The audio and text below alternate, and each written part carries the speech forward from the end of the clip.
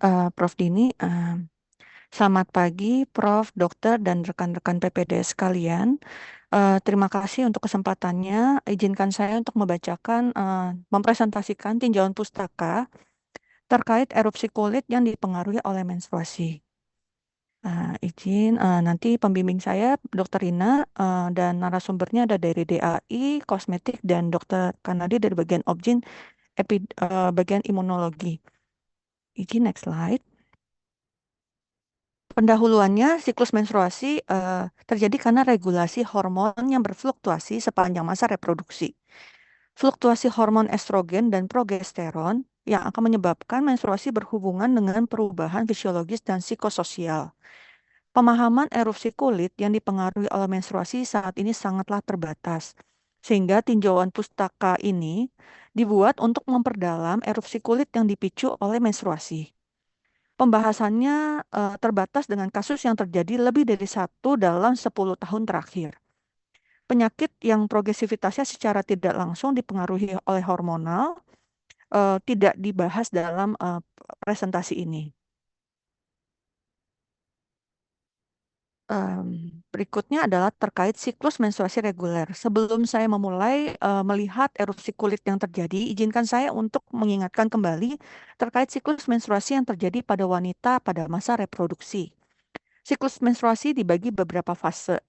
Di sini ada fase menstruasi, fase folikuler, fase luteal, dan fase ovulasi. Fase menstruasi itu di hari ke-1 sampai 6, fase folikuler 7 sampai 13, fase ovulasi ini ada puncaknya di hari ke-14 dan luteal 15 sampai ke-28. Dimulai dengan permulaan menstruasi di hari pertama, di mana endometrium yang sudah menebal dan tidak terjadi kehamilan akan lurus selama 4 sampai 6 hari.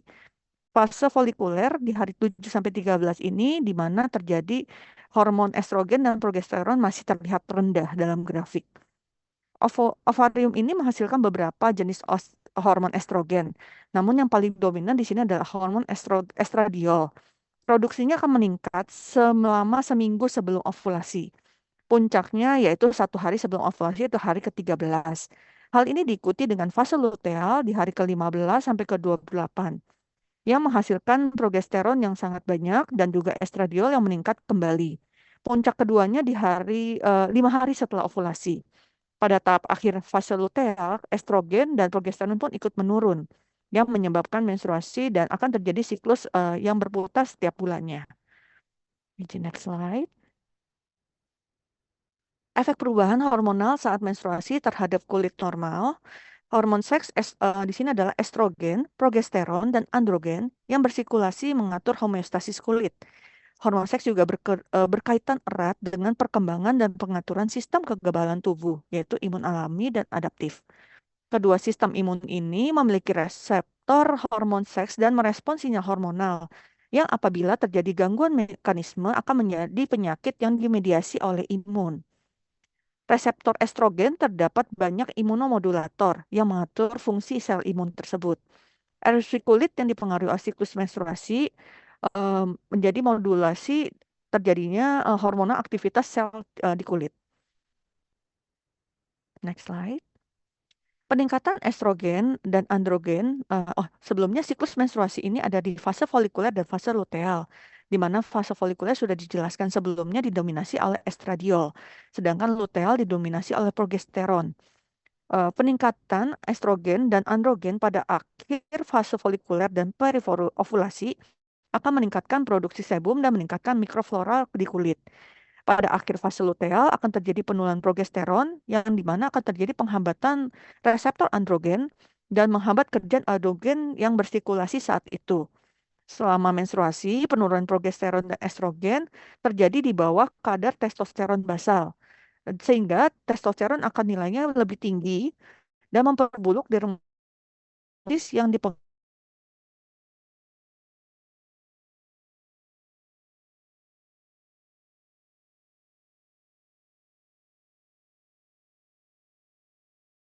untuk C. acne yang menyebabkan akne.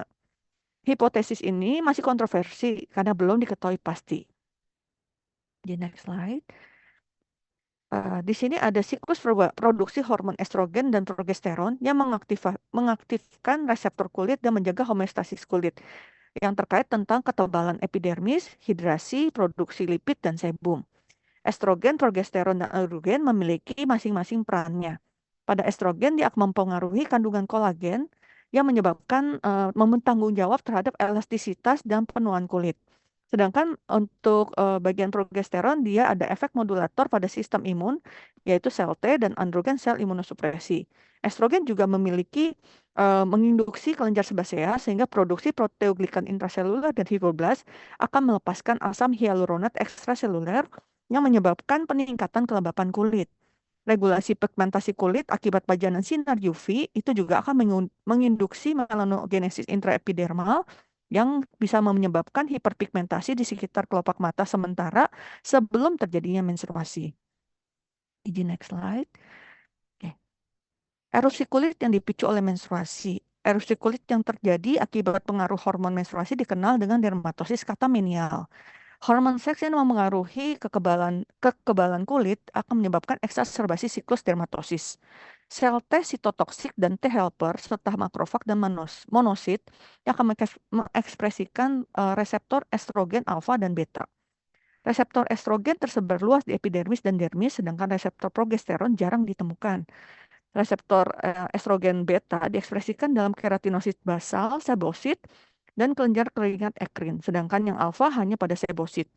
Reseptor progesteron terletak di inti keratinosit dan sebosit. Reseptor androgen terlokalisasi pada keratinosit, 10% fibroblast dermal, sel basal, kelenjar sebasea, sebosit, dan lapisan sel dermal folikel rambut.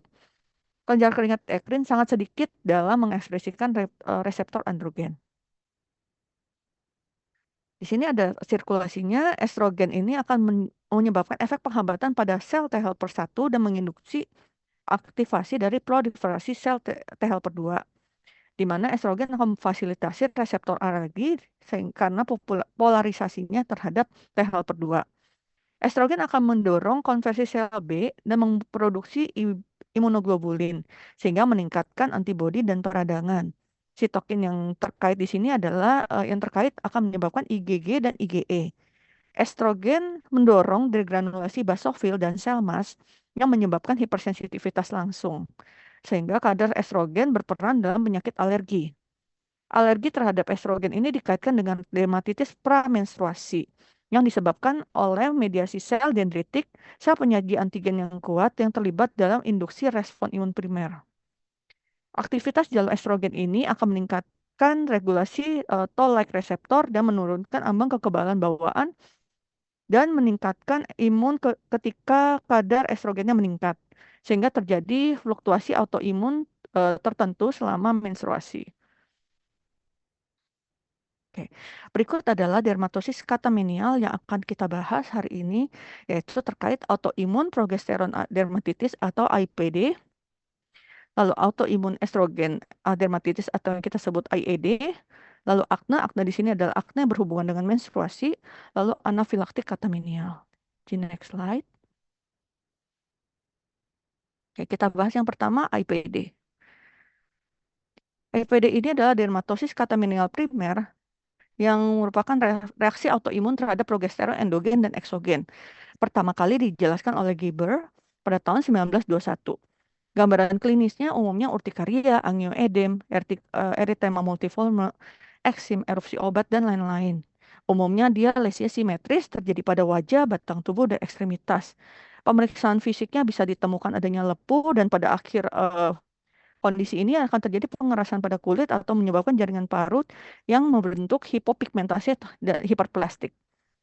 Gejalanya ini biasa dimulai 3-10 hari sebelum menstruasi dan hilang 1-2 hari setelah menstruasi. Patogenesisnya belum jelas, namun ada kecurigaan paparan progesteron eksogen pada penggunaan pil kontrasepsi oral pada PCOS dan IVF. Teorinya progesteron eksogen ini membentuk antibodi IgE spesifik progesteron yang dapat diidentifikasi dengan uji ELISA. Karena aktivasi silang sel mast dan oleh antibodi ini yang mengakibatkan IPD ini. Bukti aktivasi basofil dan sel mast ini menggunakan uji fungsional akan menyebabkan respon imun yang dimediasi oleh IgE. Hipotesa terkait progesteron eksogen ini memang belum bisa menjelaskan pada semua kasus, karena sebagian pasien dilaporkan tidak pernah memiliki pemberian progesteron eksogen. Namun ada mekanisme sensitivitas yang paling umum saat ini adalah sensitivitas silang terhadap kortikosteroid secara struktural yang mirip dengan progesteron. Dalam siklus menstruasi normal, kadar progesteron pada fase luteal bisa 10-35 kali lebih tinggi dibandingkan fase folikuler. Kadar progesteron yang tinggi bervariasi pada tiap pasien, sehingga perburukan erupsi kulit selama fase luteal dari sistem menstruasi berbeda-beda setiap individunya. Kriteria diagnosisnya ada erupsi kulit pada fase luteal dari siklus menstruasi yang hilang beberapa hari setelah menstruasi. Erupsi kulit setelah terpajan hormon progesteron eksogen pada saat dilakukan tes progesteron intradermal. Tes ini sudah digunakan dan menjadi hasil konsensus dari beberapa dokter kulit, ahli alergi, dan opjin untuk mengkonfirmasi diagnosis IPD. Namun hasilnya masih bervariasi. Yang sering dianggap sebagai IPD dianggap sebagai diagnosis yang eksklusif.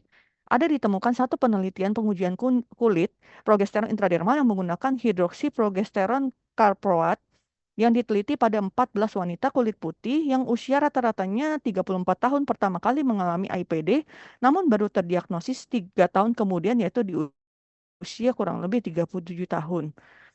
Dari 9 dari 14 wanita ini mengalami gejala paling ringan adalah urtikaria. Dari 6 dari 9 ini didapatkan yang memiliki nilai positif, yaitu menunjukkan adanya urtikaria dan dermatitis pada saat dilakukan tes tersebut. Karena jumlah sampel yang masih sedikit dan ditemukannya positif palsu 90% pada kontrol yang sehat, belum jelas terkait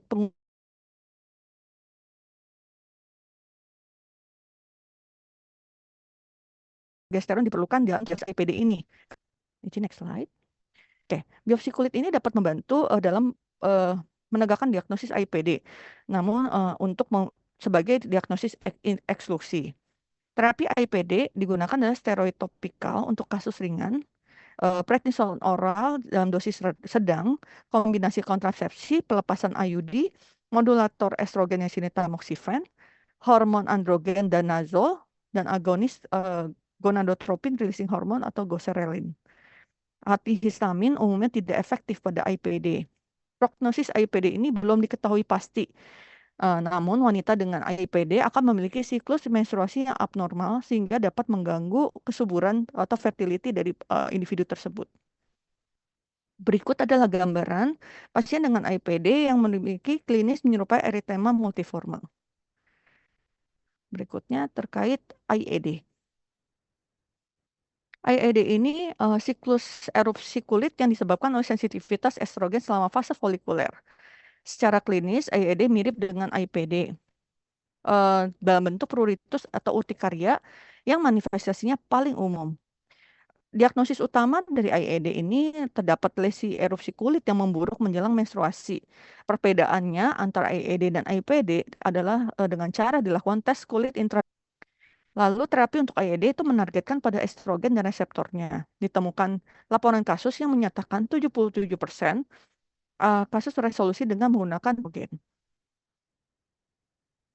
Ini berikutnya kita bahas tentang akne. Akne adalah penyakit peradangan kronis dari folikel pilosebacea. Lesinya polimorfik, bentuknya ada komedo, papul, pustul, nodul, kista, dan tempat predileksinya. 56% muncul pada wanita dengan menstruasi normal. Predileksinya biasanya di muka, leher, bahu, lengan atas, dada, dan punggung paling banyak. Namun paha dan bokong juga dapat terjadi, namun sedikit. Mikroorganisme terbatas di dalam infundibulu folikel rambut sebacea. Tidak secara langsung dipengaruhi hormonal. Namun pada wanita perimenstruasi normal, tingkat keparahan aknenya puncaknya pada awal siklus menstruasi bersamaan dengan variasi ekskresi sebum. Akne ringan terjadi pada periode pramenstruasi normal disertai dengan peningkatan seboroik pada kulit kepala. Next slide.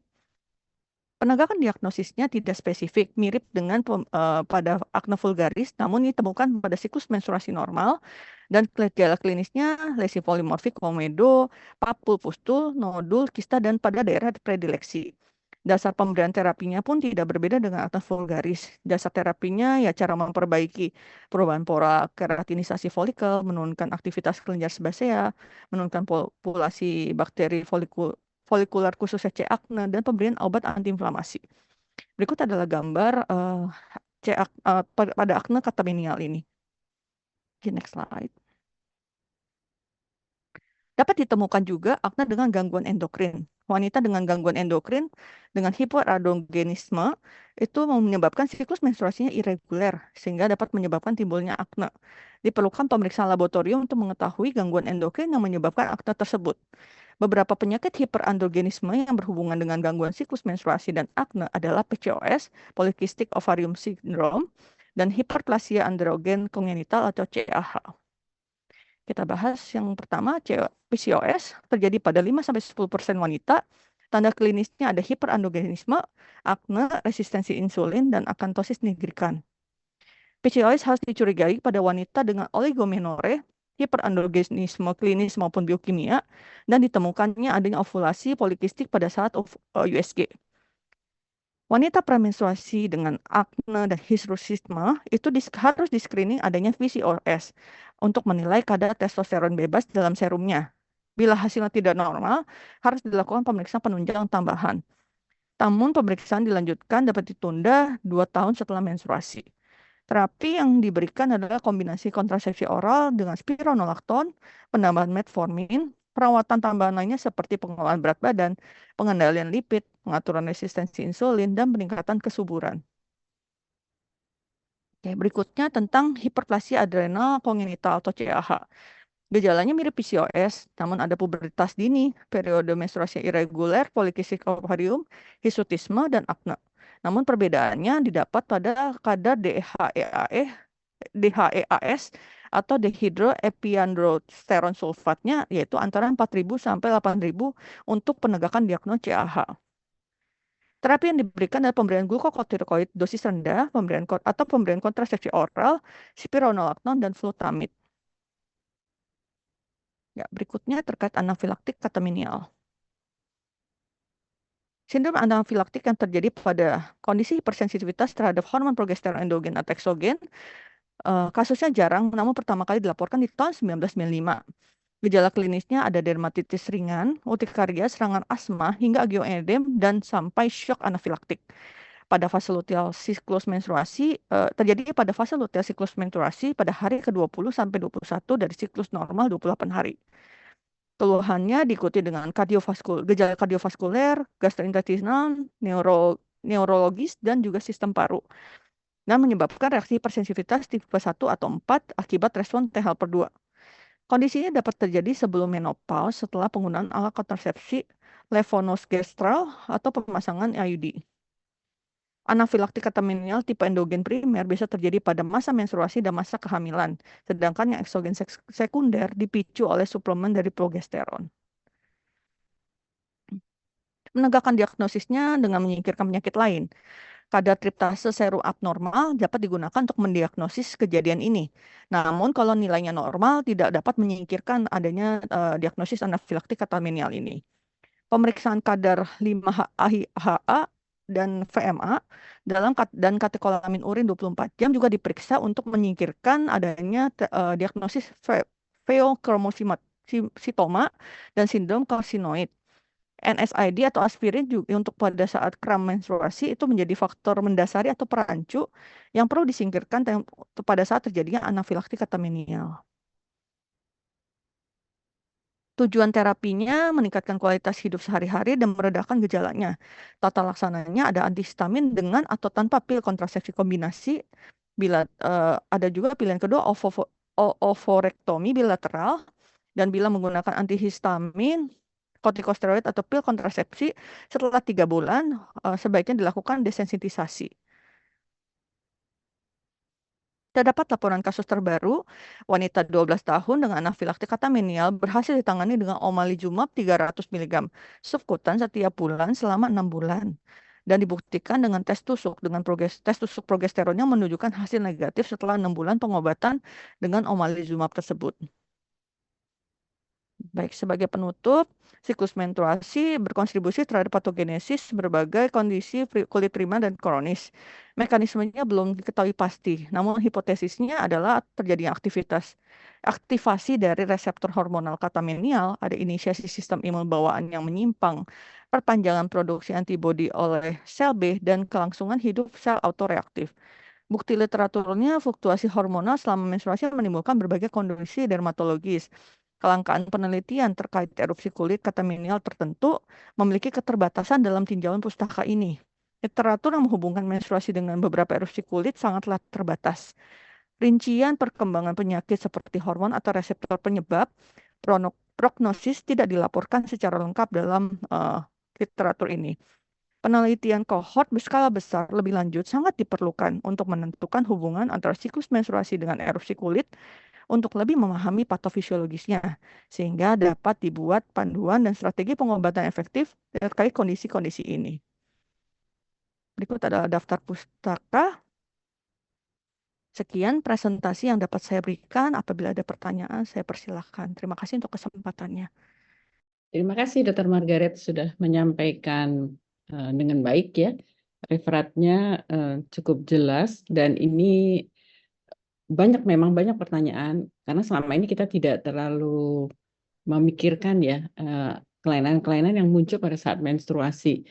Paling-paling ya, oh ini akne memang berhubungan dengan menstruasi, tapi terus ya sepertinya dilupakan saja, ditangani aknenya tanpa melihat hal-hal yang lain. Itu pada umumnya begitu. Tetapi dengan referat ini, semoga kita bisa banyak menggali lebih dalam lagi, lebih luas lagi tentang penyakit dermatosis catamenial. Apakah Dokter Karnadi sudah hadir? Sudah, Selamat Prof. pagi, Dr. Kanadi. Dokter Karnadi, selamat pagi Dokter Karnadi. Selamat pagi, Prof. Apakah Dokter Karnadi akan menyampaikan komentar atau tambahan di awal atau di akhir pada saat diskusi? Mungkin saya dengarkan dulu diskusi yang berlangsung ya, Prof.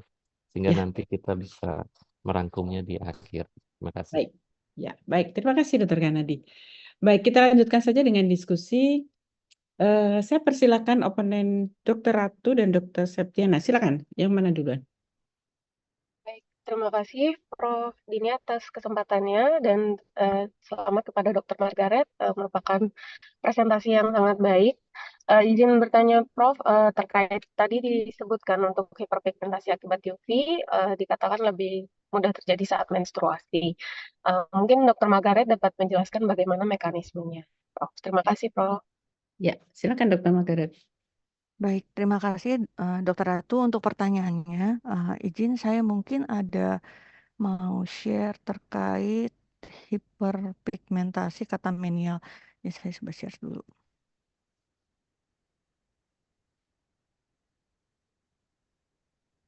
Apakah layarnya Ya, terlihat? sudah terlihat. Oke, baik. Mungkin ini adalah literatur yang saya dapat temukan. Memang tadi saya sempat menyebutkan terkait adanya hiperpigmentasi akibat UV yang terjadi di bawah kelopak mata ya sebelum menstruasi. Sempat disinggung. Nah, sebenarnya itu juga menjadi pertanyaan bagi saya. Namun memang saya tidak menemukan secara detail yang menjelaskan terkait hal tersebut. Namun ada literatur hiperpigmentasi katamenial eh, yang sifatnya bukan erupsi sehingga tidak saya masukkan secara detail ke dalam referat ini.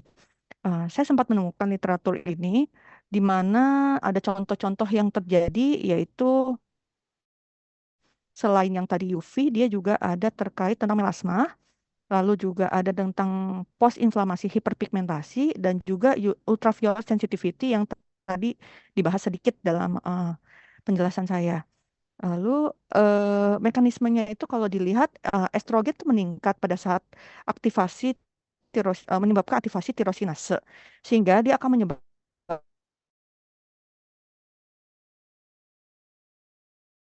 sintesis melanin di sitoplasma dan nukleus. Inilah yang menstimulasi reseptor menyebabkan peningkatan mRNA MC1R yang mengatur sintesis melanin tersebut. Nah, pada penelitian baru-baru ini mengungkapkan kalau peningkatan regulasi reseptor estrogen berpasangan dengan protein GPER oleh estrogen dalam melanosit itu akan menginduksi melanogenesis tersebut. yang dimana tirosin dan hormon perangsangnya meningkat jadinya. Nah, pada hiperpigmentasi karena UV ini, pada saat menstruasi terjadi, derajat sensitivitas sinar UV-nya dapat dipengaruhi oleh menstruasi yang terjadi peradangan dan eritem kulit pada saat paparan, sehingga dia menjadi adanya sementara hiperpigmentasi yang sementara. Namun nanti pada saat eh, menstruasinya sudah selesai, dia akan bisa kembali seperti semula. Semoga penjelasan saya cukup dapat diterima. Mungkin ada tambahan. Terima kasih, Dok. Baik, bagaimana Dokter Ratu? Apa ada pertanyaan lanjutan? Baik, Prof. Mungkin jika diperkenankan satu lagi, Prof. Ya, silakan. Yang Ya, tadi sudah jelas kah? yang tadi sudah jelas, Prof. Jadi ada hubungan dengan estrogen ya, Prof. Baik, Ya, Prof. ya Pertanyaan silakan. berikutnya, Prof. Mungkin tadi sempat disinggung terkait kasus-kasus penyakit. Mungkin pada kasus PCOS ini kan dikatakan memiliki kadar testosteron serum yang abnormal. Mungkin jika ingin dilakukan pemeriksaan, apakah harus diminta untuk menunda pemeriksaan dahulu begitu, Prof? Terima kasih, Prof. Ya, silakan Dokter Margaret. Baik, terima kasih Dokter Ratu untuk pertanyaannya. Izin saya menjawab. Ya, tadi memang pada saat kasus PCOS biasa terjadi yang di sini yang harus menunda pemeriksaan 2 tahun itu karena pasien ini terjadi pada saat masa pramenstruasi, di mana usianya masih sangat dini dan kestabilan dari siklus menstruasinya umumnya belum stabil. Sehingga kalau saya cari dari literatur yang saya baca, itu membutuhkan waktu untuk menunggu kestabilannya selama 2 tahun. Baru kita akan lakukan pemeriksaan lanjutannya. Itulah alasan mengapa harus melakukan penundaan agar nantinya diagnosisnya akan lebih jelas dan lebih valid. Demikian yang dapat saya jelaskan. Semoga penjelasan dapat diterima dengan baik. Terima kasih, Dokter dan Prof. Baik, Dokter Ratu, cukupkah? Baik, Masih sudah banyak. cukup jelas, Prof. Cukup. Terima kasih banyak, Prof. Ya. Baik, nanti mungkin narasumber dari kosmetik juga bisa menambahkan ya. Berikutnya Dokter Septi ya. Silakan Dokter Septi. Baik, terima kasih Prof. Dini atas kesempatannya. Selamat pagi Prof dan Dokter semua. Selamat kepada Dokter Margaret untuk referatnya sangat membuka wawasan. Saya izin bertanya Prof. Tadi seperti yang telah dijelaskan oleh Dokter Margaret bahwa gejala klinis dari AIED dan juga IPD itu kan hampir mirip ya Dok ya. Adanya pruritus, kemudian urtika. Nah, apakah mekanisme terjadinya AIED dan AIPD ini juga sama Dokter? Mohon penjelasannya, terima kasih dulu. Silakan Dokter Ratu. Baik, Prof. Izin saya mencoba menjawab. Ya, IED dan IPD. IED ini memang penjelasannya di dalam referat atau tinjauan pustaka saya kurang menjelaskan. Karena saya sudah coba mencari jurnal-jurnal membahas hal ini, namun sangat-sangat minim. Sehingga kalau saya baca dan saya simpulkan dari apa yang saya bisa dapatkan, untuk yang AIED ini nampaknya ada perbedaan sedikit ya, walaupun memiliki kemiripan gejala klinis. Jadi kalau yang di IED ini karena estrogen, sehingga dia aktivasinya dari jalur estrogen, sehingga terjadi peningkatan regulasi dari toll-like reseptor, di mana dia akan menurunkan ambang kekebalan bawaan dan juga meningkatkan respon imun dari kadar estrogen tersebut, sehingga baru terbentuklah autoimun estrogen dermatositis ini. Mungkin kalau dari saya dapat hanya menjelaskan sampai sekian. Mungkin ada tambahan nanti dari narasumber terkait kekurangan ini. Manara, terima kasih Prof dan Dokter. Kalau AIPD? Kalau IPD dari progesteron, Prof, jadi dia lebih dicetuskannya dari progesteron punya jalur. Kalau yang IPD itu dia ini dari progesteron eksogen, dia membentuk antibodi IgE spesifik progesteron, lalu dia ada aktivasi silang dari sel mast yang menyebabkan kondisi ini. Jadi perbedaannya di sana, Prof. Lumayan jauh ya perbedaannya. Iya, Prof. Baik, Dokter Septi, masih ada pertanyaan lanjutan?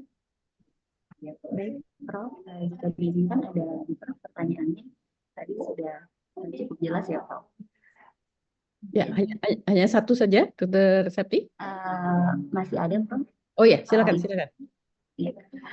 Terima kasih Dokter Margaret untuk penjelasannya. Masih menyambung terkait AIPD, Prof. Tadi dijelaskan bahwa pada AIPD ini biopsi kulit itu bisa membantu penegakan diagnosis AIPD. Apakah ada gambaran khas dari klinis PA-nya, dokter, terkait AIPD ini, dok? Terima kasih, dokter. Silakan. Baik, Prof. Terima kasih. Terima kasih, Dokter Septi, untuk pertanyaannya. Uh, Benar tadi ada disebutkan terkait tentang biopsi untuk kasus AIPD itu dapat dilakukan.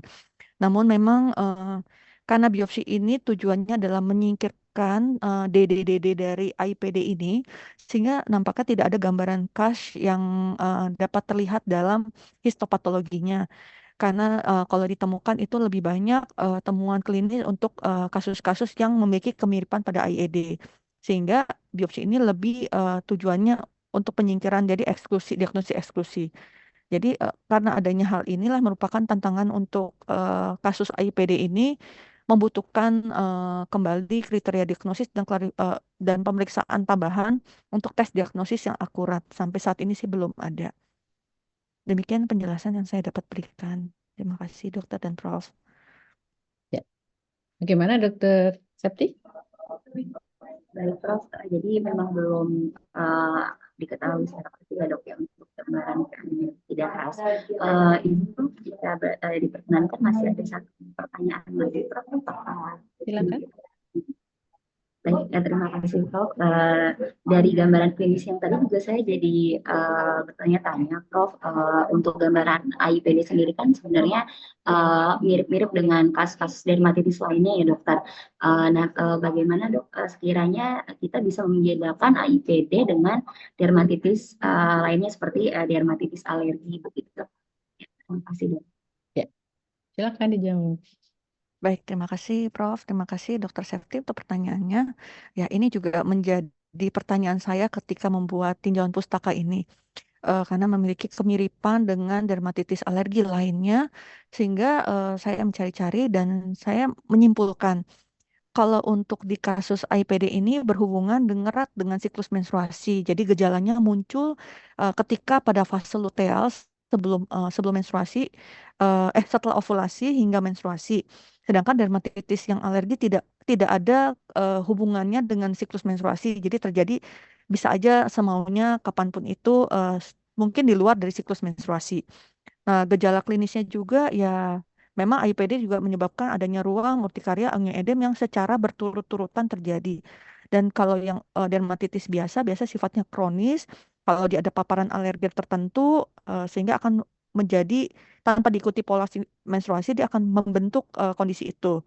Nah, untuk satu hal yang mungkin bisa memperjelas apakah ini membedakan dengan dermatitis alergi lainnya, yaitu dengan pengujian provokasi tes yang progesteron intraepidermal yang tadi sempat dijelaskan, walaupun hasilnya belum diketahui sensitivitas dan spesifisitasnya. Namun di sana ada beberapa yang dapat dilakukan dengan provokasi ini. Kalau dia positif, umumnya dia akan penyebabnya dapat disebutkan sebagai dari AIPD. Dan untuk respon pengobatannya, APD mungkin memerlukan pengobatan imunosupresan atau modulator hormon, sedangkan dermatitis kontak biasa atau alergi biasa biasanya hanya dengan antihistamin, kortikosteroid topikal dan penghindaran dari alergen saja. Mungkin jadi kalau bisa dilihat, kita lihat dari siklus menstruasinya, lalu ada tes alerginya, ada tes hormon yang mungkin kita perlu ketahui untuk membedakan kedua diagnosis ini. Demikian penjelasan yang mungkin dapat saya berikan, mungkin dapat diterima baik. Terima kasih Ya, Prof dan Dokter. baik. Terima kasih.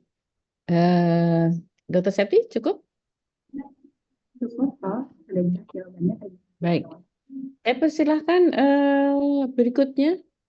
Ini yang ingin bertanya dari adik-adik residen, Dokter Rizkia. Rizkia Khairani, silakan. Baik, Prof. Terima kasih, Prof. Izin bertanya kepada presenter. Jadi jika kita menemukan pasien akne dengan terkait menstruasi atau gangguan endokrin, apakah kita perlu juga melakukan pemeriksaan lab? Dan biasanya pemeriksaan lab apa saja yang kita anjurkan untuk periksa karena mengingat harga untuk pemeriksaan hormonal cukup mahal ya, Dok. Terima kasih, Dok. Silakan Dokter Marga. Baik, terima kasih Prof dan Dr. Rizkia untuk pertanyaannya. Ya, benar tadi dalam penjelasan saya ada menyebutkan kalau pasien itu dengan akne gangguan endokrin perlu dilakukan pemeriksaan lab. Namun sayang sekali dalam literatur yang saya temukan itu tidak menjelaskan secara detail pemeriksaan apa saja yang harus dilakukan. Namun bila saya searching secara general, umumnya tes hormonal yang dapat dilakukan itu biasanya kita memeriksakan adanya tes hormon dari testosteron, lalu progesteron, estradiol, dan LH dan FSH. Untuk melihat apakah kalau testosteron ini kalau tinggi dia akan mengindikasikan adanya hiperandrogenisme yang dihubungkan dengan akne katamenial tadi. Lalu dengan progesteron itu kita bisa lihat di fase luteal siklus menstruasi apakah kadarnya ini meningkat berhubungan dengan peningkatan dari akne. Lalu estradiol itu melihat keseimbangan dari estrogen dan progesteronnya apakah ada masalah. Untuk LH dan FSH itu untuk mendiagnosis adanya PCOS atau tidak yang berkaitan dengan akne hormonal.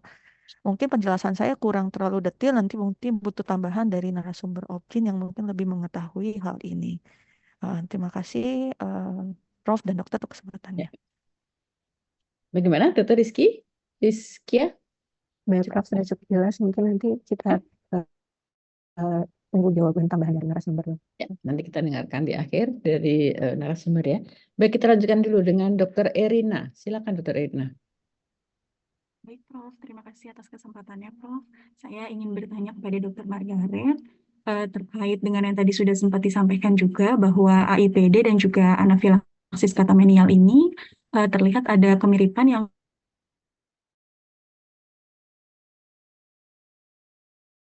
berkait dengan progesteron. Terkait perbedaannya, Dokter. Terima kasih banyak, Prof dan Dokter. Ya, silakan Dokter Margaret. Baik, terima Pertanyaannya kasih. dengan Dokter Septi ya. Baik, Prof. Ya, silakan. Terima kasih Dokter Erina. Mungkin mau dilihat adalah perbedaan AIPD dan anafilaktik katamenial ya tadi ya Dokter Erina ya. Iya, sebelumnya memang saya waktu membuat tinjauan pustaka ini juga berpikir karena sama-sama berhubungan tentang progesteron kondisinya ini. Namun perbedaannya pada anafilaktik katamenial dulu kita lihat ini adalah reaksi anafilaktik yang berhubungan dengan siklus menstruasi. Umumnya sih memang kelanjutan dari AIPD tersebut. Jadi kondisi yang lebih buruk daripada AIPD. Karena ada sensitivitas dari alergi terhadap progesteron yang meningkatkan aktivasi sel mast dan mediator inflamasi seperti histamin, prostaglandin, dan leukotrien. Biasanya sih gejalanya bisa sampai angioedem, bronkospasme, hipotensi, sampai shock anafilaktik. Dan biasanya terapinya ini terapi life saving karena penanganan gawat darurat dengan epinephrine dan juga antihistamin yang injeksi. Dan kan kalau AIPD ini biasanya lebih ringan ketimbang anafilaktik katamenial tersebut. Kelainan kulitnya ini sama dipicu dengan progesteron, namun dan berhubungan dengan siklus menstruasi, tapi respon progesteronnya hanya inflamasi kulit biasa seperti ruam, urtikaria, eritem, vesikel, mungkin dermatitis kontak saja. Dan terapinya itu hanya dengan hormonal, dengan kortikosteroid topikal sistemik dan imunosupresan biasanya akan memperbaiki kondisi ini. Jadi yang terlihat perbedaannya adalah berat ringannya dari kondisi ini dan pengelolaan ketika terjadinya kondisi tersebut. Demikian penjelasan yang saya dapat berikan. Semoga dapat diterima dengan baik. Terima kasih Prof dan Dokter. Dokter Erina, cukupkah?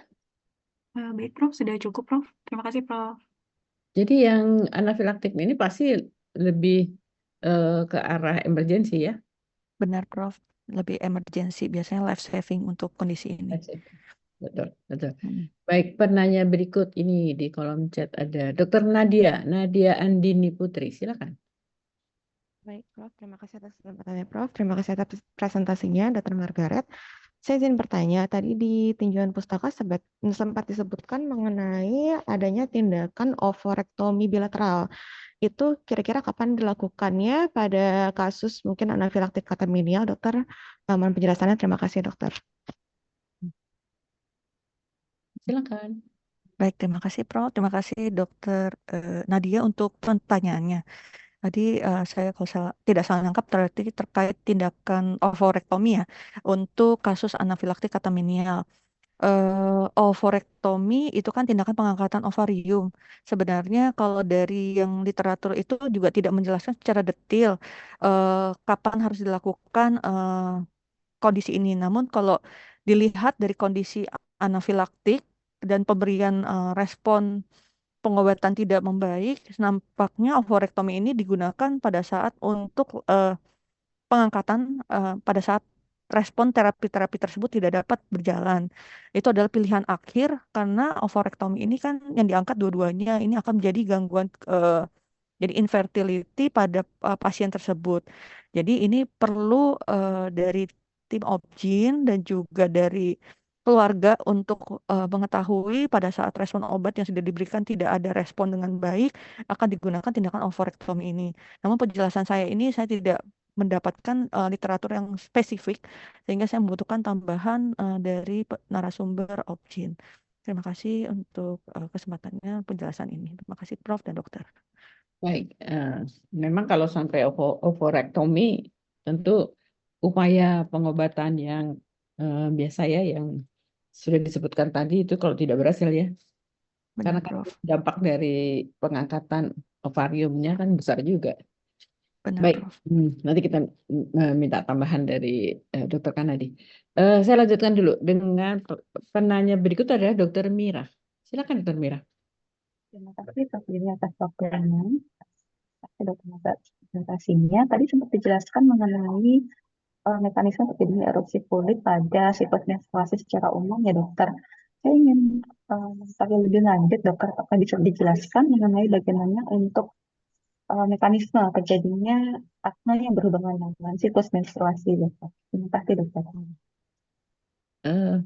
Pertanyaan cukup jelas kah, Dokter Margaret? Bisa ditangkap? Kalau saya tidak salah tangkap, Prof, mungkin perbedaan mekanisme akne yang siklusnya normal dan irreguler ya, sepertinya itu ya, Dokter Mirah ya pertanyaannya. Lebih ke mengenai mekanisme terjadinya Mekanismenya. akne pada siklus menstruasi secara umum dokter. Ya, secara umum. terima kasih, dokter. Ya, silakan.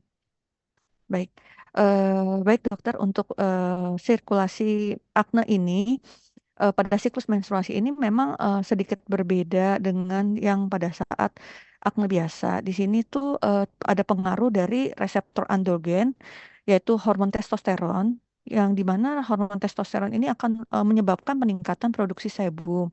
Yang ini akan menyebabkan C. acne ini memiliki tempat atau lingkungan yang nyaman untuk berkembang biak lebih besar daripada ketika bukan pada saat siklus menstruasi.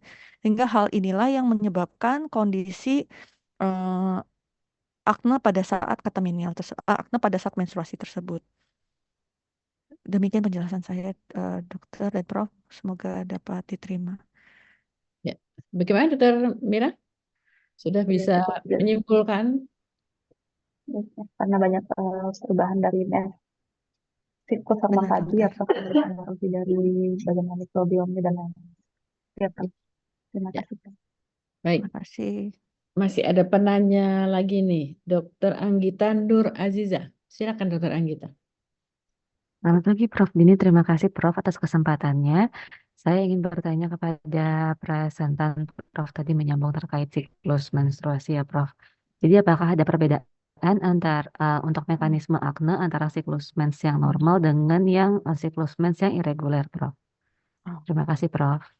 Jadi manifestasinya akne, terus apakah ada perbedaan pola menstruasinya gitu ya? Atau bagaimana Dokter Anggita? Benar Prof. Oke, baik. Silakan dijawab Dokter Mira. Dokter Margaret. Baik, Prof, mungkin saya izin share screen ya terkait literatur yang saya dapatkan terkait menstruasi yang oke, ini sebentar judulnya. Ini circle regulasi menstruasi cycle regulation dan skin di irregular menstruasi cycle pada pasien dengan wanita Cina yang saya temukan. Di sini ada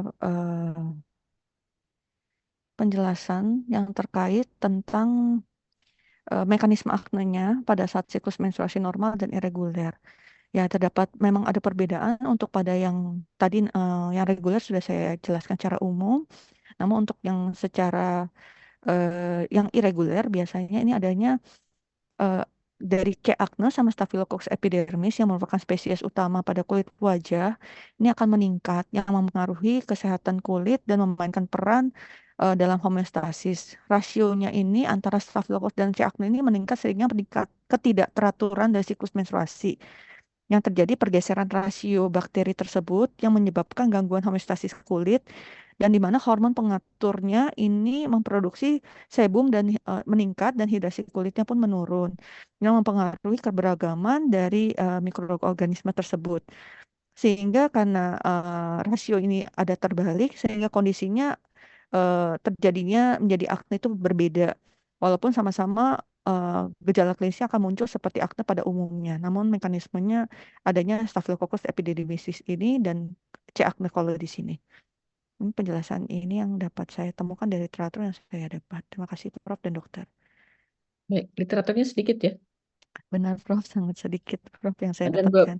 belum ada referensi yang atau penelitian yang dilakukan di Indonesia ya. Belum ada Prof, sejauh ini saya mencari belum menemukan. Ya, barangkali Dr. Margaret berminat nanti. Baik Prof. Dr. Anggita, cukup kah? Cukup jelas Prof. Jadi tadi memang ada perbedaan dari bakterinya ya Prof ya. Baik, baik. Terima Terima kasih. kasih Prof. Ini residen yang pria kok tidak ada yang nanya ya? Semua yang wanita. Baik, sebelum ini sudah tidak ada lagi di kolom chat. Apakah ada pertanyaan dari para staf pengajar barangkali atau para staf pengajar dari rumah sakit jejaring mungkin? Silakan. Jika belum ada, saya persilahkan Dr. Kanadi menjawab atau menambahkan atau memberikan komentar terhadap pertanyaan yang diajukan oleh adik-adik residen tadi. Silakan Dr. Kanadi. Terima kasih Prof. Sebelumnya waktunya saya ucapkan terima kasih kami diundang pada acara referat hari ini karena bersama saya juga ada beberapa trainee di bidang endokrin yang juga hadir dan kenapa saya mengajak mereka untuk hadir di acara referat pagi ini karena menurut saya ini sebuah wawasan yang relatif baru buat kami dan sebenarnya selama ini kami mungkin menghadapi beberapa hal yang tadi sudah disampaikan oleh presentan, akan tetapi mungkin karena kurang awareness kami, sehingga mungkin ini hanya sekedar lewat-lewat saja. Nah, sekarang di hari ini kita mendapatkan katakanlah pelajaran yang baik yang terkait dengan apa hubungan antara hormon dengan erupsi kulit. Nah, akan tetapi saya juga memiliki beberapa catatan terkait dengan referat ini. Pertama, kalau kita bicara menstruasi, tentu kita bicara sesuatu hal yang fisiologis. Dan kalau kita lihat, menstruasi ini memang berujung kepada produksi hormon estrogen dan progesteron yang semuanya ini adalah sebuah mekanisme yang ditujukan untuk mempersiapkan fungsi reproduksi seorang perempuan. Jadi tidak ada yang salah. Pertama kita harus menempatkan bahwa ini ada mekanisme yang fisiologis. Keberadaan hormon estrogen dan progesteron ini memang banyak para ahli endokrin yang melihat ini layaknya seperti sebuah balance di dalam sebuah kehidupan. Jadi ada yin, ada yang, dan sepertinya. Jadi artinya kalau kita kembali kepada konsep kita ingin mempermasalahkan adanya sebuah kejadian yang muncul pada sebuah kondisi fisiologis progesteron ini secara dinamis ternyata saling katakanlah menyeimbangkan, artinya ada sesuatu yang istilah-istilah yang digunakan sebenarnya terus terang harus perlu sedikit diklarifikasi apakah ini adalah sebuah reaksi hipersensitif atau ini adalah sebuah kondisi autoimun, karena ini tentu agak sedikit berbeda sudut pandangnya, karena tentu kalau kita bicara hipersensitif, tentu ini kita bicara katakanlah non-threatening substance, karena kan kita tahu respon imun itu secara umum sebenarnya didesain untuk melakukan proteksi terhadap berbagai hal yang berpotensi membahayakan. Jadi ini memang perlu dilihat secara hati-hati apakah respon yang terjadi pada fluktuasi atau dinamika hormon estrogen dan progesteron ini lebih tepat sebenarnya adalah sebuah reaksi hypersensitivity atau adalah sebuah penyakit autoimun, karena tadi sempat disampaikan oleh presentan kadangkala dalam melakukan penanganannya lebih apakah kita perlu memberikan antihistamin atau tidak dan seterusnya, ini karena sangat-sangat penting. Dan sekali lagi, kalau kita bicara tentang apa yang terjadi pada siklus menstruasi, ini jelas kita kenal sebagai katamenial. Ada banyak katamenial, tidak hanya erupsi kulit, tapi ada lagi seperti nyeri kepala katamenial, kejang katamenial, dan lain-lain sebagainya yang bersifat katamenial. Ini memang semuanya sangat-sangat menarik.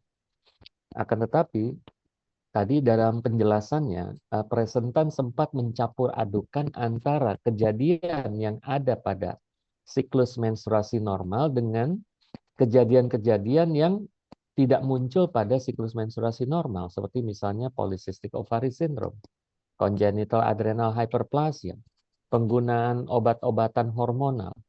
Menurut saya mungkin kita harus sedikit bedakan antara kondisi yang memang absolut terjadi akibat fluktuasi hormon yang terjadi pada siklus menstruasi yang normal. Nah, ini yang menariknya sebenarnya. Dan apa yang menjadi masalah apabila ternyata siklus menstruasi ini menjadi terganggu, sehingga tidak ada dinamika hormon yang terjadi, seperti misalnya polycystic ovary syndrome, di mana siklus haidnya sudah tidak berovulasi lagi. Maka tentu dinamika hormon seperti yang tadi sudah disampaikan oleh presentan, ya kita lihat tadi grafiknya di fase folikuler, di mana estrogen lebih dominan, lalu kemudian di fase luteal, kita lihat progesteron lebih dominan, meskipun estrogen juga akan mendapatkan peak keduanya di fase luteal. Ini akan hilang pada hal-hal yang tadi disebutkan. Jadi artinya kita harus membedakan pembahasan antara murni katamenial, artinya kita tidak ekspektasi ada sebuah kelainan gangguan menstruasi. Kita bicara tentang menstruasi yang fisiologis, di mana dinamika estrogen dan progesteron jelas ada di sana. Sehingga tadi bisa disampaikan bahwa apabila memang kondisi erupsi kulit ini lebih berasosiasi dengan hormon estrogen, maka kita bisa melihat bahwa timing terjadinya jelas spesifik terjadi pada fase di mana estrogen itu menjadi dominan. Saat itu sedang dominan.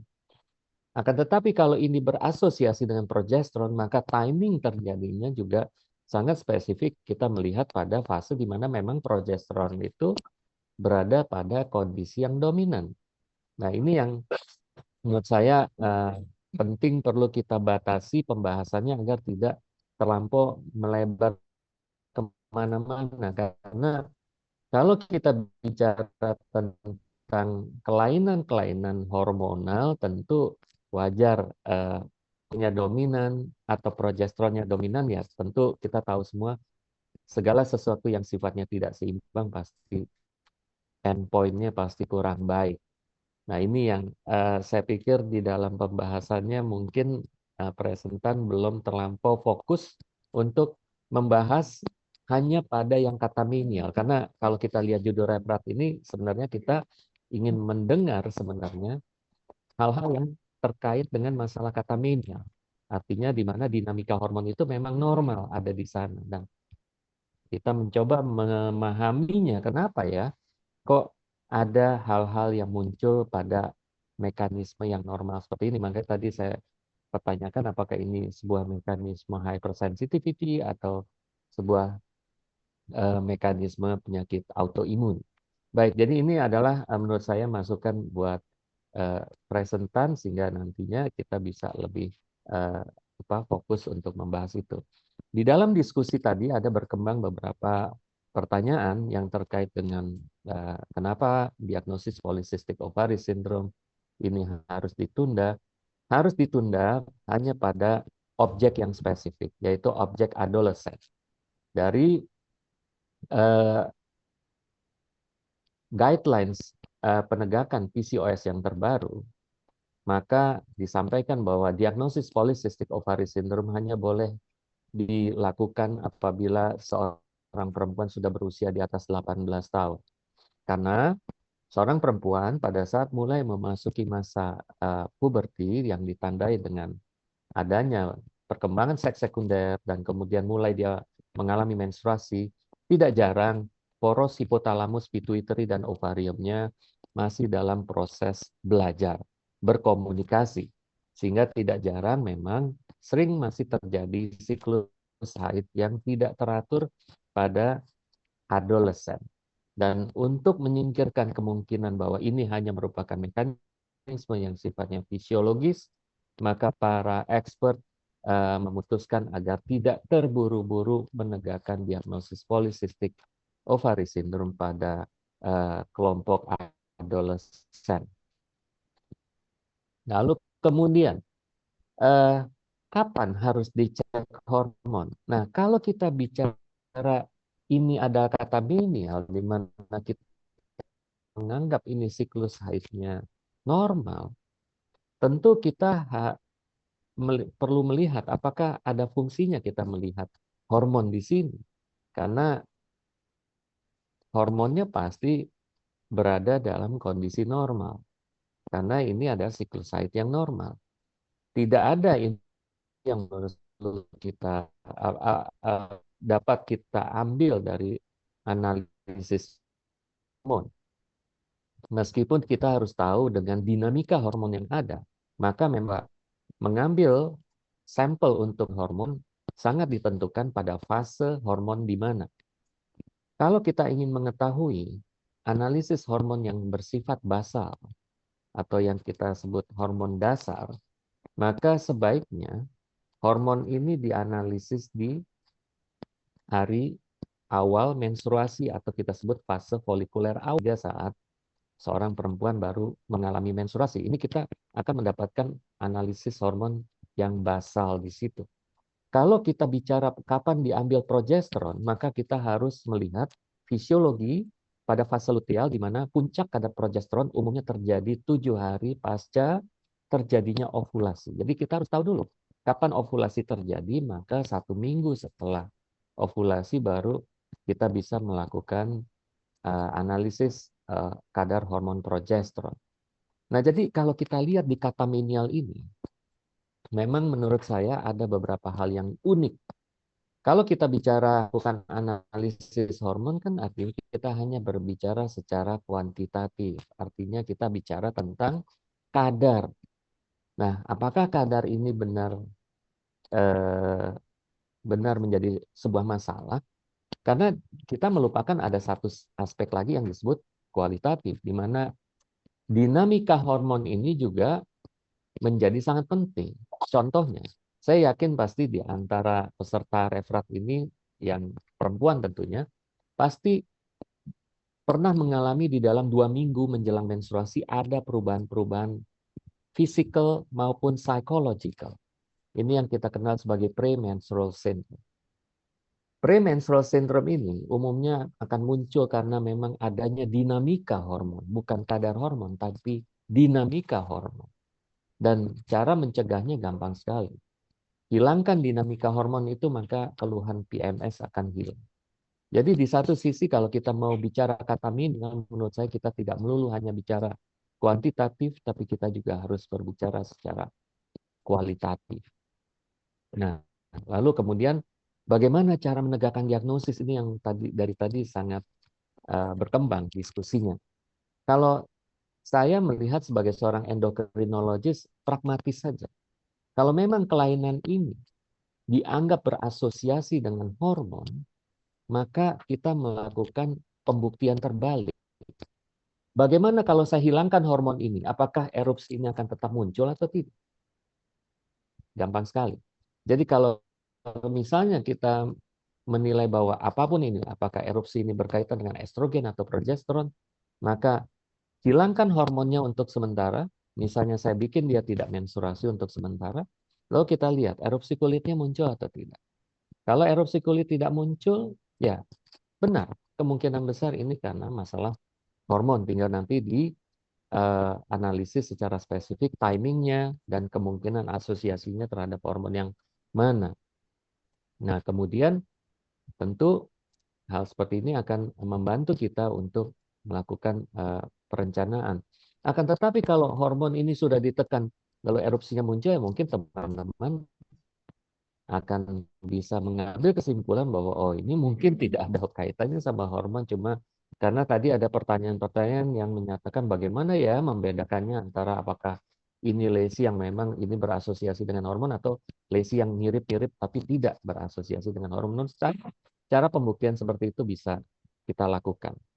Lalu kemudian terkait dengan penanganan anafilaktik tadi, memang sangat ekstrim untuk memutuskan melakukan tindakan bilateral ovarektomi, apalagi kalau kita berhadapan dengan perempuan yang usianya masih cukup muda. Mungkin kita masih memiliki beberapa cara lain yang bisa lebih bersifat konservatif, ya dengan melakukan manipulasi hormonal, dengan cara ya pokoknya kita menekan atau mensupresi hormon itu agar tidak terjadi masalah. Dan di populasi pasien yang cukup banyak yang menggunakan hanya progestin treatment, karena kami memiliki pasien endometriosis yang sangat banyak, dan pasien ini di kami banyak dilakukan tindakan konservatif dengan melakukan long term progestin treatment. Dan terus terang beberapa dari mereka sebenarnya ada mengeluh terkait dengan urtika dan beberapa, cuma kita kelihatannya tidak aware dengan ini. Ya, jadi dengan adanya referat ini ya nanti kalau nanti hari ini saya kebetulan juga tugas di poliklinik, sekiranya nanti ada pasien-pasien yang datang dengan long term progestin treatment, dan saya akan coba tanyakan ada nggak sign and symptoms yang berkaitan dengan kulit. Nanti kita akan coba lihat proporsinya. Kalau memang ini mulai kelihatannya agak banyak, boleh kita melakukan join research dengan bagian kulit dan kita coba melihat apakah ada hal-hal yang menarik yang bisa kita lihat dari long term progestin. Karena pasien-pasien kami di sini menggunakan progestin treatment udah ada yang hampir lebih dari 1 tahun, bahkan ada yang sudah 3 atau 4 tahun untuk mengendalikan penyakit endometriosis. Mungkin itu saja yang bisa saya sampaikan. Terima kasih Prof dan teman-teman di Departemen DEVI. Baik, terima kasih Dokter Kanadi. Terima kasih, Alhamdulillah Bro. jadi lebih banyak lagi ilmu yang kita dapatkan pagi ini. Namun barangkali bisa digabungkan dengan sejawat dari kosmetik, narasumber dari kosmetik, Prof. Lili, Dokter Nadia. Monggo silakan, siapa yang akan menyampaikan?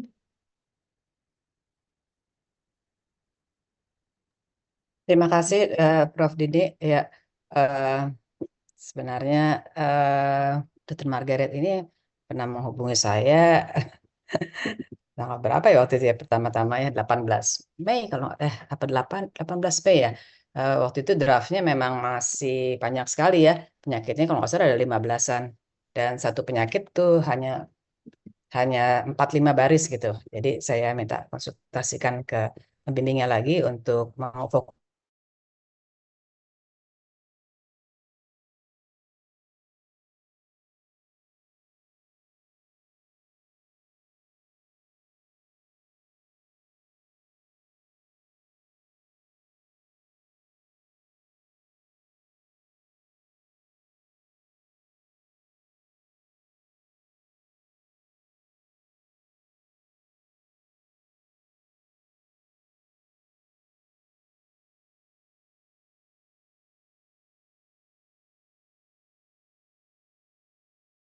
Recording in belum ada progress. PPK yang secanggih sekarang. Akne itu kita ngikutin misalnya dari di luar itu lagi apa namanya banyak tentang memakai ya terapi akne diberikan pil KB ya, waktu itu pil KB-nya yang mengandung etinyl estradiol kalau salah ya, jadi itu termasuk dalam salah satu terapi. Tapi akhirnya dengan kita juga semakin apa namanya evidence based dan juga PPK-nya lebih jelas, tidak semudah itu untuk memberikan pil KB yang mengandung estradiol gitu. Misalnya tidak semua kasus akne perlu diberikan terapi hormon seperti yang Dr. Kanadi juga tadi kemukakan ya. Nah, jadi kalau di pengalaman praktek sehari-hari pernah menemukan beberapa kasus akne yang saya duga ada hubungan dengan PCOS dan saya konsulkan ke bagian divisi endokrin dan memang ternyata terbukti memang kemudian jadi melakukan pengobatannya bersama-sama. Mungkin dari saya sih itu aja, Prof. Dini, tidak banyak yang bisa saya tambahkan. Terima kasih. Ya, baik. Terima kasih, Dr. Nadia. Mungkin Prof. Lili atau Prof. Irma atau Dr. Sondang mau menambahkan sesuatu? Mungkin saya terakhir, Prof. Dini. Oh ya, baik. Prof. Lili ada? Baik. Ini untuk kesempatannya. Assalamualaikum warahmatullahi wabarakatuh. Yang terhormat Profesor, Senior, sejawat sekalian, terima kasih Dr. Kanadi untuk pencerahannya.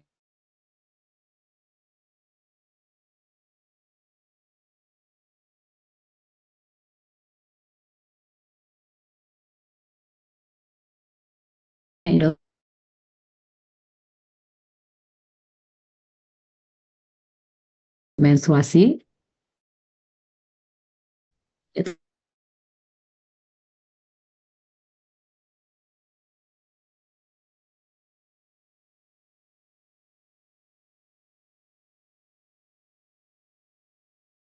Recording in progress. share sedikit pengalaman seperti halnya Dr. Nadia. Sebenarnya untuk kasus-kasus akne yang terkait dengan hormonal itu tidak sebanyak ya kasus-kasus akne yang vulgaris ya, yang biasa ya. Kita ketahui bahwa akne vulgaris itu patogenesisnya ada 4 ya, tadi ya, peningkatan dari produksi sebum ya, kemudian terjadi hiperkornifikasi dari ductus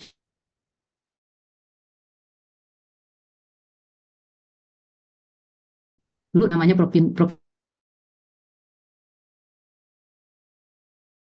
Propionibacterium acnes ya, sekarang lebih terjadinya peningkatan dari respon inflamasi. Jadi 4 hal tersebut ya. Jadi kalau tadi kita lihat sebagai konsekuensi dari tadi ya peningkatan adanya testosteron ya pada saat siklus menstruasi, bisa kita pahami bahwa testosteron ini akan menginduksi produksi sebum yang berlebihan ya. Di samping itu tadi juga secara tidak langsung juga bisa menyebabkan peningkatan kolonisasi dari Mycobacterium Putibacterium acnes ya, kan tadi makanannya cukup banyak ya, dan kita ketahui juga secara tidak langsung Putibacterium acnes ini akan mempengaruhi respon inflamasi ya. Jadi kita bisa bayangkan bahwa kalau menjelang menstruasi acne-nya flare, itu kita menganggap itu sesuatu yang wajar ya. Nah, bagaimana kita memikirkan bahwa acne ini sudah ada hubungannya dengan gangguan endokrin ya, yang tadi yang sudah disebutkan oleh Dr. Margaret ya, seperti sindrom ovarium polikistik ya, atau sindrom Cushing ya, kalau ada tanda-tanda akne yang disertai dengan tanda-tanda sistemik ya, misalnya tadi ada gangguan menstruasi ya, kemudian kita terapi dengan pengobatan standar akne tidak membaik, dan juga tumbuhnya rambut di area-area yang terkait dengan androgen dependent area ya. Kita pernah dikonsulkan juga pasien dengan akne dan adanya kondisi-kondisi hirsutisme, jadi tumbuh rambut ya di kumis ya, di jambang ya, di bulu dada. Nah, ini kita baru mencurigai bahwa aknenya ini adalah suatu akne yang terkait dengan penyebab endokrin yang sifatnya sistemik. Ya, jadi memang selama ini kita selalu berkoordinasi ya dengan teman-teman. Terima kasih Dr. Kanadi yang banyak saya konsulkan untuk kasus-kasus akne yang kita curigai ada keterlibatan hormonal, karena tata laksananya secara standar untuk terapi akne tetap kita berikan ya, untuk mengontrol tadi keempat patogenesis akne. Namun yang terpenting adalah tadi juga pemberian terapi hormonal ya, tentunya ini adalah kompetensi dari teman-teman sejawat di Departemen Estetik Ginekologi dan Endokrin. Kemudian tadi ada terkait istilah katamenial hiperpigmentasi ya Dr. Dini, Prof. Dini, saya coba cari. Memang literatur terkait katamenial hiperpigmentasi ini masih sedikit sekali. Jadi studi-studinya sangat terbatas ya, berupa laporan kasus, cross-sectional study, sehingga level of evidence-nya ini masih cukup rendah ya. Beberapa kelainan katamenial hiperpigmentasi yang disebutkan adalah melasma, kemudian juga hiperpigmentasi pasca inflamasi yang meningkat kejadiannya pasca pajanan sinar ultraviolet maupun pasca terapi laser.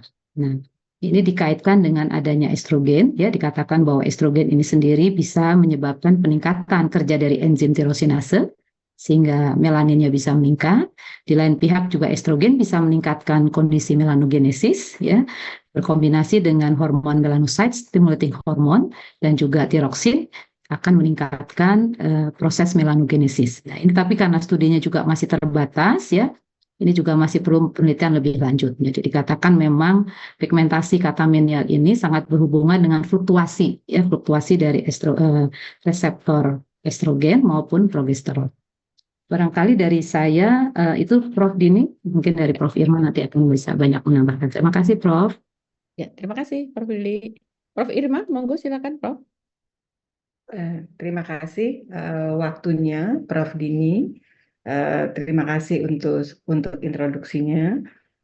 Pertama-tama saya ingin mengucapkan selamat dulu kepada Dr. Margaret yang sudah mengemas judul referat ini, meskipun masih ada beberapa yang harus diperbaiki. Tadi sudah disampaikan juga oleh beberapa narasumber. Dan saya juga mengucapkan terima kasih untuk kehadiran Dr. Kanadi yang sudah juga memberikan materi atau informasi tambahan terkait referat ini. Dan saya juga sangat setuju bahwa pada referat ini lebih kepada hal-hal yang fisiologis yang diangkat terkait dengan PCOS, kemudian hiperplasia adrenal kongenital mungkin di lain kesempatan.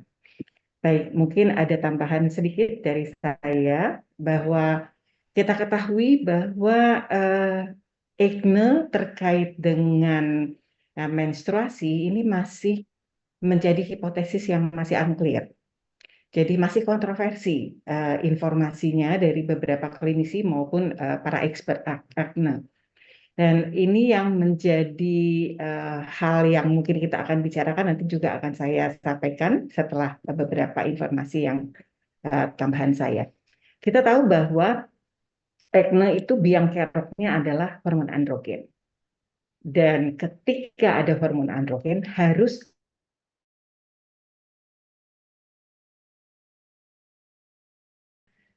fungsinya yang untuk memberikan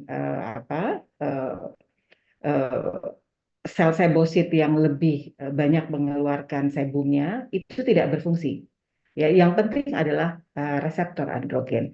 Dan kita tahu bahwa pada saat menstruasi, di mana progesteron dan estrogen itu menurun, bahkan pada level di mana kadar testosteron basalnya justru lebih tinggi dibandingkan progesteron dan estrogen, sehingga menyebabkan aktivasi dari reseptor androgen, produksi sebumnya lebih banyak dan lebih masif ya. Nah, kita tahu pada pasien-pasien acne, sel-sel sebositnya lebih besar dan lebih banyak ya. Sehingga pada saat menstruasi bisa disebabkan salah